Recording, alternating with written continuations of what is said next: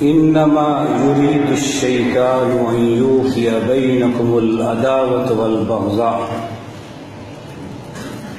شیطان تو صرف یہ چاہتا ہے کہ تمہارے اندر عداوت پیدا کر دے، ایک دوسرے کے ساتھ نفرت پیدا کر دے، فی الخمر والمیسر، شراب نوشی کے نتیجہ میں اور جوا بازی کے نتیجہ میں، وَيَصُدَّكُمْ عَنْ ذِكْرِ اللَّهِ، اور شیطان یہ چاہتا ہے کہ تمہیں اللہ کے ذکر سے روک دے، وَعَنِ الصَّلَاةِ، اور نماز کی ادائیگی سے روک دے، فَهَلْ أَنْتُمْ مُنْتَهُونَ، تو کیا تم ان چیزوں سے باز آنے والے ہو کہ نہیں؟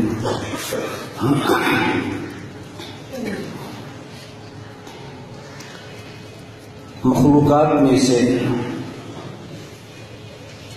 ہر مخلوق اپنے بچوں کو سمجھاتی ہے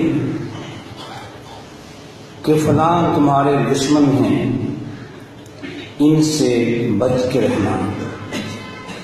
جنگل کے جانور بھی جب جنگل میں بچے پیدا ہوتے ہیں تو ان کی مائیں اپنے بچوں کو اپنی زبان میں اپنے سلیقے سے سمجھاتی ہیں کہ یہ جانور تمہارے دشمن ہیں، تم نے ان کے قریب نہیں رہنا، ان کے مکر و فریب میں نہیں آنا، ان سے دور رہنا، یہ تمہیں ہلاک کر دیں گے، برباد کر دیں گے، تمہیں کھا جائیں گے۔ انسان بھی اپنی ہونے والی اولاد کو سمجھاتا ہے کہ فلاں ہمارے دشمن ہیں۔ جب بچہ تھوڑا سا سمجھدار ہوتا ہے، سمجھ آتی ہے، تو ماں باپ اور گھر والے سمجھاتے ہیں کہ فلاں ہمارا دشمن ہے، تمہارا وہ چچا تمہارا دشمن ہے، ان سے ہمارے مقدمے بازی ہو رہی ہے، اس نے ہماری دکان پہ، ہماری پراپرٹی پہ، جائیداد پہ قبضہ کیا ہوا ہے، ان سے نہیں ملنا، ان کے گھر نہیں جانا، ان سے دور رہنا ہے، یہ ہمارا دشمن ہے۔ اس طرح جو بھی ہم نے دشمن بنائے ہوئے ہیں، خاندان کے لوگ اپنے چھوٹے بچوں کو سمجھاتے ہیں کہ یہ لوگ ہمارے دشمن ہیں، ان سے محبت نہیں کرتے ہیں، ان سے دور رہنا ہے، یہ تمہارے خیر خواہ نہیں ہیں، یہ وہ دشمن ہیں جو ہم نے بنائے، اور ممکن ہے کہ آج کے ہمارے دشمن کل ہمارے دوست بن جائیں، ہمارے محبوب بن جائیں، ان سے تعلقات پھر سے صحیح ہو جائیں۔ لیکن انسان کا جو حقیقی دشمن ہے اور انسان کے خالق نے، رب ذوالجلال نے انسان کو سمجھا دیا کہ یہ تمہارا دشمن ہے، اسے دشمن سمجھو، دشمن بنا کے رکھو اور اس کی دشمنی سے بچ کے رہو۔ ان الشیطان لکم عدو فاتخذوہ عدوا۔ رب کائنات کی حقیقت انسان پر واضح کرتی ہے کہ ان الشیطان لکم عدو، شیطان تمہارا دشمن ہے، ایسا دشمن جس کی دشمنی قیامت تک دوست میں تبدیل نہیں ہوگی۔ تم نے جو دشمن بنائے ہوئے ہیں، تمہارے رشتے دار ہوں گے، انہیں دشمن بنایا ہے، کل شاید ان سے تعلقات پھر سے سنور جائیں، صحیح ہو جائیں۔ آج جن دوستوں کو تم دشمن سمجھتے ہو، کل پھر ان سے دوستی ہو سکتی ہے، لیکن شیطان تمہارا ایسا دشمن ہے کہ قیامت تک کبھی دوست نہیں بنے گا۔ فاتخذوہ عدوا، رب نے حکم دیا ہے شیطان کو دشمن بنا کے رکھو۔ انما یدعو حزبہ لیکونوا من اصحاب السعیر، شیطان اپنے ماننے والوں کو ہمیشہ ایسی چیزوں کی دعوت دیتا ہے، کوشش کرتا ہے کہ اس کے ماننے والے جہنمی بن جائیں، جہنم میں چلے جائیں۔ شیطان کا ایک ہی مقصد وحید ہے، اور سب سے بڑا مقصد یہ ہے کہ اولاد آدم جہنم میں جائے۔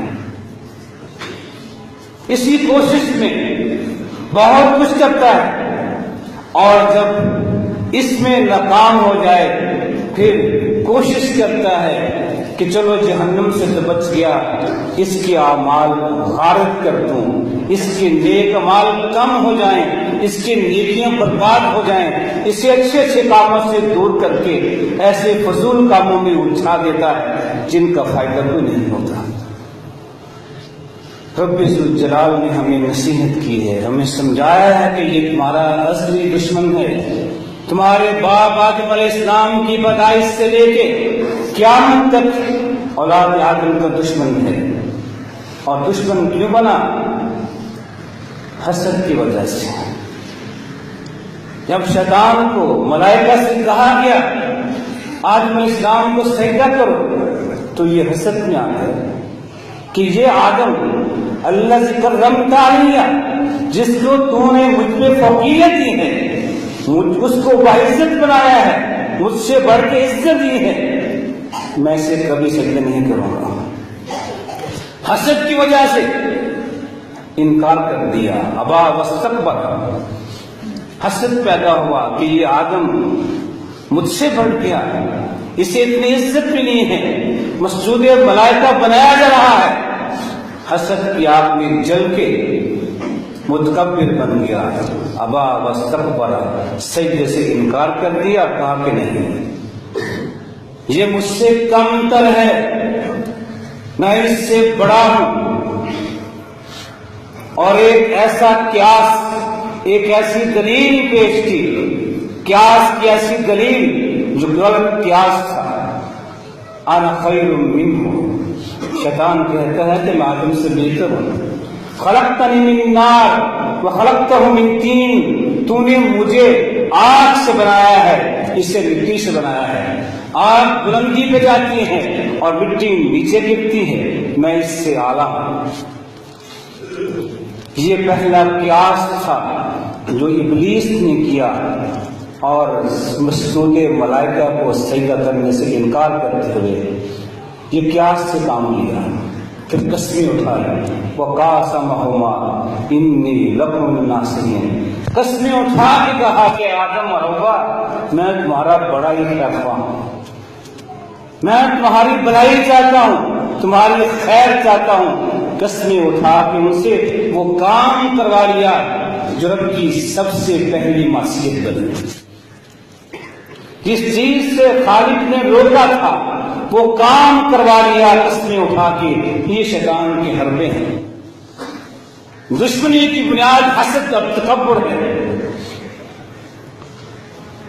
اور وہ قسمیں اٹھا کے ایسے ایسے کام کر کے انسان کو اپنے خالق و مالک سے دور کر دیتا ہے۔ رب کائنات نے ہمیں متنبع کر دیا کہ ہمارا دشمن ہے، ازل سے لے کے جب سے آدم پیدا ہوئے ہیں ان کی تخلیق ہوئی ہے، تخلیق آدم سے لے کے قیامت تک اس کی دشمنی قائم رہے گی۔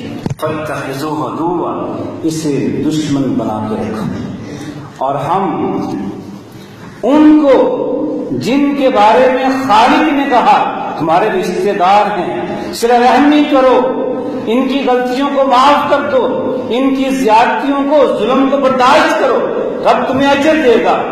ہم نے ان سے دشمنی شروع کر دی، لیکن رب کا جس کو رب نے دشمن قرار دیا، ہمیں سمجھایا کہ یہ دشمن ہے، ہم نے اس سے دشمن نہیں کی، اس سے دشمن نہیں سمجھا۔ اور جب دشمن کو دشمن نہ سمجھا جائے تو پھر دشمن اپنے حربوں میں کامیاب ہو جاتا ہے، اور اس کی نشانے سے، اس کی شیطنت سے ہم محفوظ نہیں رہ سکتے۔ سب سے بنیادی چیز ہے کہ دشمن کو دشمن سمجھیے۔ اگر آج ہم نے مسلمانوں کے جو دشمن ہیں اس وقت، ہندو ہو، یہودی ہو، عیسائی ہو، مسلمانوں کے خلاف ہیں، مسلمانوں کے دشمن ہیں، لیکن ان پر نظر نہ ہو تو یہ ہمیں نقصان پہنچا سکتے ہیں۔ اس لیے جو دشمن ہیں ان پر نگاہ رہے، نظر رہے، تاکہ ہم ان کے فتنوں سے محفوظ رہ سکیں۔ اس لیے دشمن کو دشمن سمجھنا، دشمن کو دشمن جاننا، یہ سب سے پہلی ضروری بات ہے۔ اور پھر دشمن کیا لائے عمل کیا ہے، وہ کرتا کیا ہے، اس کے کیا پروگرام ہیں، کیا طریقہ کار ہے، اس کے کون سے جھاگ ہیں، ہمیں یہ جاننا ہوگا۔ اور پھر دشمن کے فریبوں سے بچنے کے لیے، اپنے آپ کو بچانے کے لیے ہمیں سوچنا ہوگا کہ ہم دشمن سے، شیطان سے کیسے بچ سکتے ہیں۔ رب کائنات نے جب بتایا کہ یہ شیطان ہمارا دشمن ہے، ہمیں بتا بھی دیا کہ شیطان دشمن کیوں بنا اور یہ اس کی دشمنی کن کن چیزوں کی وجہ سے ہے، اور اس کا کیا لائے عمل ہے، شیطان کہاں ہوتے ہیں، کہاں رہتے ہیں، کہاں بستے ہیں، متنبع کر دیا، پھر سمجھا دیا اگر تم شیطان سے بچنا چاہتے ہو تو یہ طریقے ہیں، انہیں اختیار کیجئے، تمہیں شیطان کبھی کچھ نہیں کہہ سکے گا۔ خالق نے جو اپنی بندوں سے بڑی محبت کرنے والا ہے ہمیں متنبع کیا، یہ دشمن ہے، اس سے بچ کے رہو، اس سے دشمن سمجھو، اس کا یہ طریقے واردات ہے، اس طرح تم کا تمہارا شکار کرے گا اور تم نے اس طرح اس سے بچنا ہے، خود کو محفوظ کرنا ہے۔ رب کائنات نے ہم پر اپنا یہ انعام کیا، ہمیں یہ ساری باتیں بتا دی۔ شیطان کہاں ہوتے ہیں؟ احادیث سے ہمیں معلوم ہوتا ہے شیطانوں کے مراکز بیت الخلاء ہے۔ بیت الخلاء شیاطین کے مراکز ہیں، اس لیے جب بھی مسلمان بیت الخلاء میں جائے وہاں دعا کرے،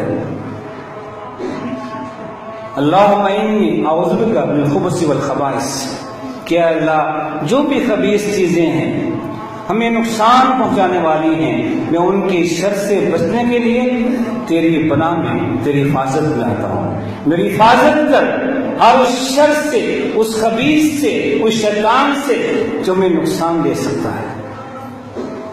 اسی طرح بازار اور چوک یہ شیاطین کے مرکز ہوتے ہیں، شیطان یہاں ہوتے ہیں، لوگوں کو برے کام پہ، گناہوں پہ، معصیتوں پہ ابھارتے ہیں۔ کسی بھی مارکیٹ میں، منڈی میں، بازار میں شیطانی کام زیادہ ہوتے ہیں۔ شیطان سمجھاتا ہے تاجروں کو بھی، گاہکوں کو بھی کہ تم نے کس طرح ایک دوسرے کو نقصان پہنچانا ہے، جبکہ اسلام کہتا ہے تم ایک دوسرے کے خلاف ہو، الدین النصیحہ، لیکن شیطان ایک دوسرے کے خلاف نقصان پہنچانے کے ہمیں طریقے بتاتا ہے۔ چوکوں میں کھڑے ہو کر نوجوانوں کو بری چیزوں پہ، بری حرکات پہ ابھارتا ہے۔ اور شیطان کا کھانا پینا کیا ہے؟ شیطان کی خوراک ہر وہ چیز ہے جو مسلمان کھائے اور بسم اللہ نہ پڑھے وہ شیطان کو مل جاتی ہے۔ اب آپ کی مرضی ہے کہ وہ کھانا جو آپ کھانا چاہتے ہیں وہ آپ کے لیے باعث برکت بنے تو بسم اللہ پڑھ لیجئے، چاہتے ہیں کہ شیطان کو چلا جائے تو بسم اللہ کو چھوڑ دیجئے۔ اور ہر مشروب جو نشہ آور ہو شیطانی مشروب ہوتا ہے،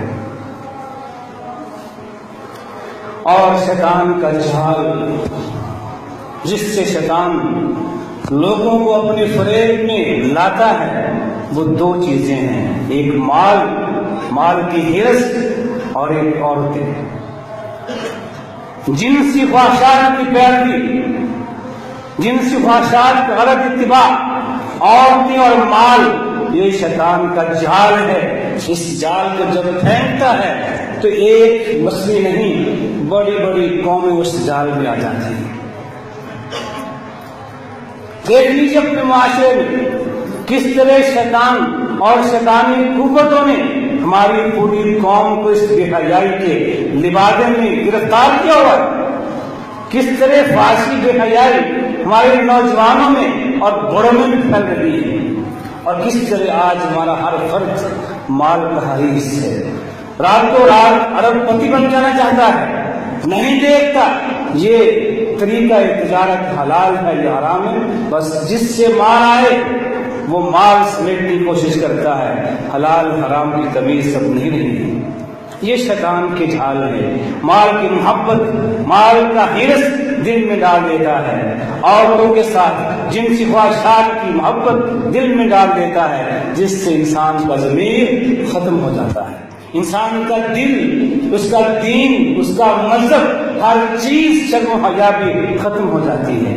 اور جب کسی فرد کی، کسی قوم کی شرم و حیا مل جائے، اس کا دین نہ رہے، وہ مذہب نہ رہے، تو پھر وہ جو چاہے کرے، اس سے کوئی نہیں روک سکتا۔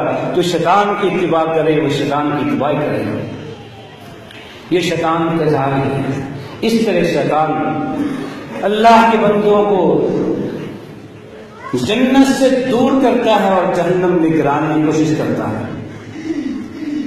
علامہ ابن جوزی نے اپنی کتاب تلبیس ابلیس میں ایک واقعہ ذکر کیا ہے بنی اسرائیل کا۔ بنی اسرائیل میں 3 بھائی تھے جن کی ایک ہی بہن تھی۔ یہ تینوں بھائی کسی جنگ میں جانے لگے، سوچا گھر میں اور کوئی نہیں ہے، صرف ایک بہن ہے، اسے کس کے پاس چھوڑے؟ نگاہ پڑی اپنے شہر کی سب سے مقدس ہستی راہب اور پادری، نیک آدمی ہے، زاہد ہے، 24 گھنٹے گرجی میں رہتا ہے۔ سوچا کہ اس راہب کو اپنی بہن اس کے حوالے کر دیں، محفوظ رہے گی۔ بہن کو لے کے پادری کے پاس گئے، راہب کے پاس گئے، کہا کہ یہ معاملہ ہے، ہم جنگ کے لیے جا رہے ہیں، ہماری بہن اکیلی گھر محفوظ ہے، آپ اسے اپنے پاس لیجیے۔ کہا کہ نہیں، میرا اس سے کیا کام ہے؟ جب بھائیوں نے اصرار کیا کہ کہا کہ ہاں گرجے کے قریب یہ ایک میرا گھر ہے، خالی پڑا ہوا ہے، یہ وہاں رہے، میرے پاس جہاں نہ آئے کہ ٹھیک ہے۔ بھائی اس بات پہ مادہ ہو گئے، بہن کو اس کے حوالے کیا۔ نیک آدمی تھا، زاہد تھا، عابد تھا، عورتوں سے بہت دور رہنے والا تھا۔ اس نے یہ طریقہ اختیار کیا کہ اس عورت تک کھانا پہنچانے کے لیے کہا کہ میں اپنی گرجے کے باہر دروازے پہ کھانا رکھ دیا کروں گا، یہاں سے آگے اٹھا کے لے جانا۔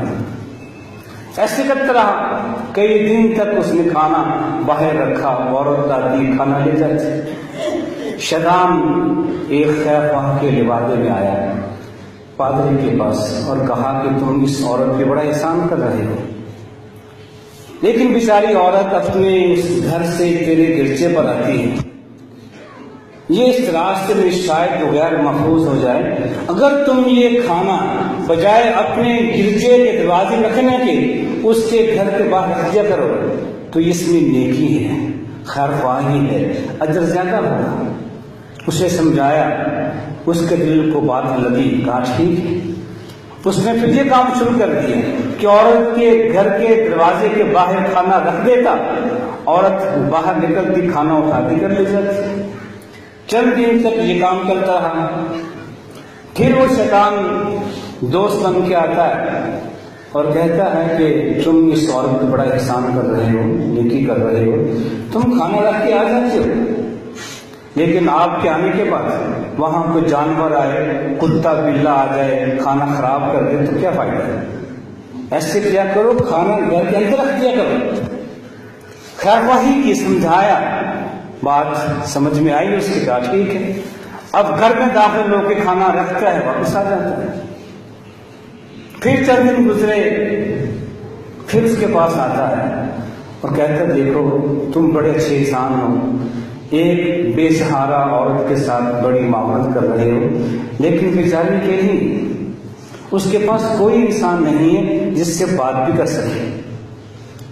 تم کھانا تو ضرور دیتے ہو، لیکن وہ ایک اکیلی عورت ہے، کسی سے بات بھی نہیں کر سکتی، اسے کوئی ملتا بھی نہیں ہے۔ تم ایسا کرو، اس سے بات تو کر لیا کرو تاکہ اس کی وحشت، اجنبیت دور ہو جائے۔ بات دل کو لگی، کہا ٹھیک ہے۔ اس سے کھانا بھی دے کے آتا ہے، چند باتیں بھی کرتے، واپس آ جاتا۔ پھر چند دن گزرے، کہا کہ اس سے تو بات نہیں بنتی، وہ بیچاری اکیلی ہے، چند منٹ بات کرتے ہو واپس آ جاتے ہو، اس کے پاس بیٹھا کرو، باتیں کیا کرو، اکٹھے کھانا کھایا کرو تاکہ اس کی وحشت، اکیلا پن ختم ہو جائے۔ بات دل کو لگی، اس کے پاس بیٹھنے لگا، باتیں شروع ہو گئی، اکٹھے کھانا کھاتے، یہاں تک کہ وہ کیفیت کسی اور رنگ میں تبدیل ہو گئی۔ اس عورت کے ہاں پہ بچہ پیدا ہوا۔ اب پریشانی کہ اس کے بھائی آ گئے تو مجھے کیا کہیں گے کہ تم کیسے عابد و زاہد تھے؟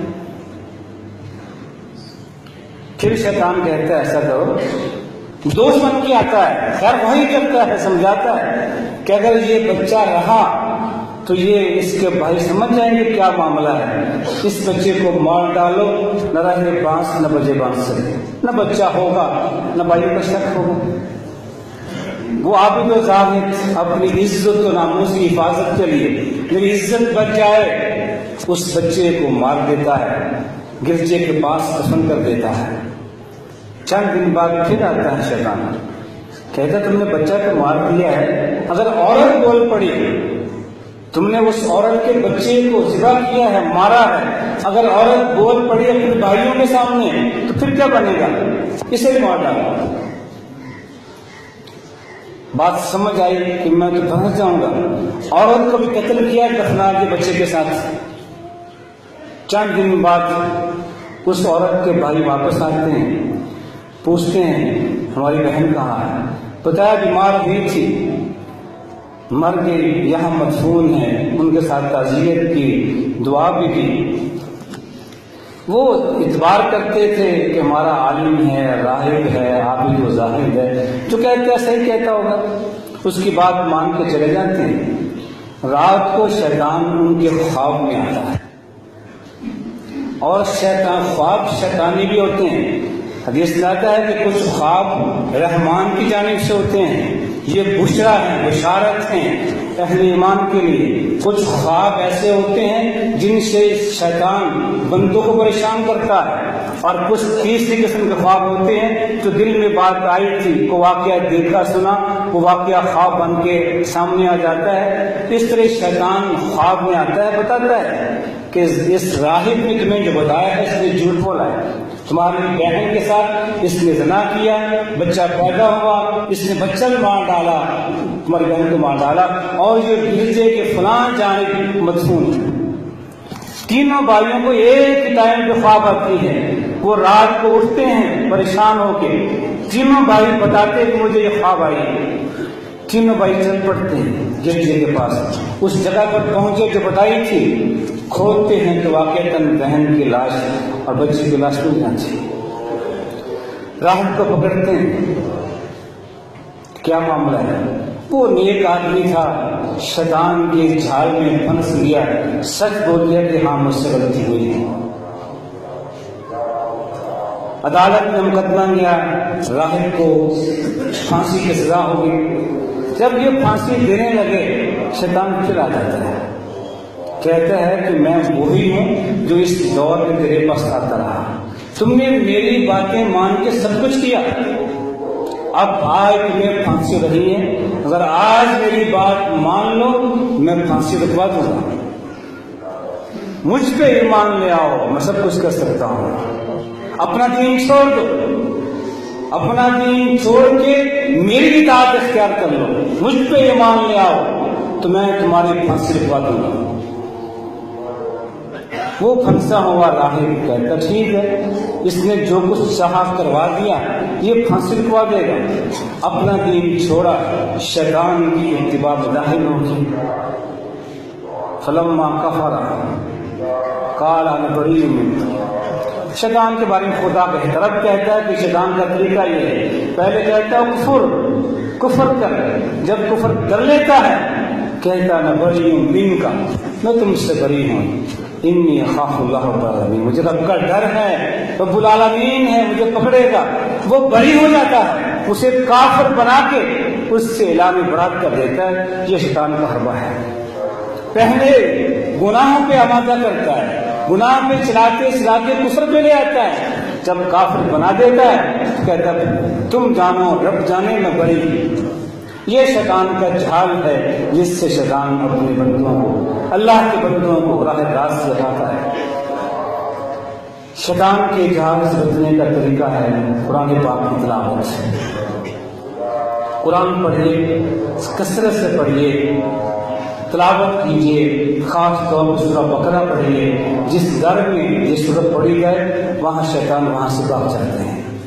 آیت الکرسی پڑھیے، جو انسان یہ آیت الکرسی پڑھتا ہے سونے سے پہلے یا ہر نماز کے بعد شیطان کے شر سے بچ جاتا ہے۔ آخری 2 سورتیں ہیں فلق الناس، اسے پڑھیے، اللہ کا ذکر کیجیے، اعوذ باللہ پڑھتے رہیے۔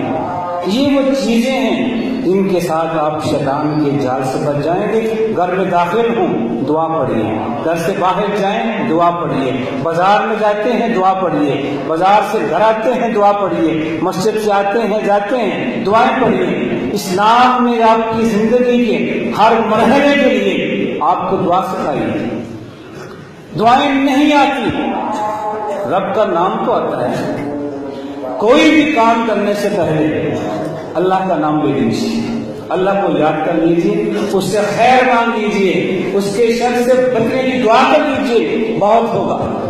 دعائیں آپ کو نہیں آتی تو بات نہیں، پریشان نہ ہو، لیکن کوئی بھی کام کرنے سے پہلے بسم اللہ پڑھ لیجیے۔ اگر اس کے شر کا خطرہ ہے، اس میں شر ہوگا، تعوذ پڑھ لیجیے، اللہ سے دعا کر لیجیے، اپنی زبان میں کر لیجیے۔ ذکر الہی آپ کے دل میں ہے، زبان پہ ہے، جہاں بھی آپ ہوں گے ذکر الہی کے قلعہ میں ہوں گے، اس کے تحفظ میں ہوں گے، آپ کی حفاظت کرے گا۔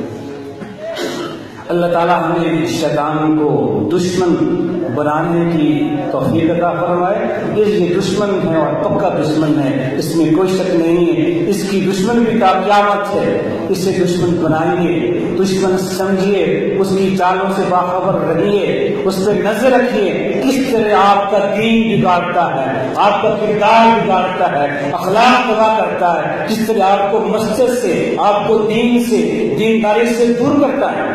نظر رکھیے اپنے آپ پر بھی کہ ہم کس طرح دین سے دور ہوتے جا رہے ہیں۔ یہ نظر رکھیں گے شیطان کے شر سے بچ جائیں گے۔ ساتھ دعائیں کیجیے، اللہ آپ سب کی فضل فرمائے۔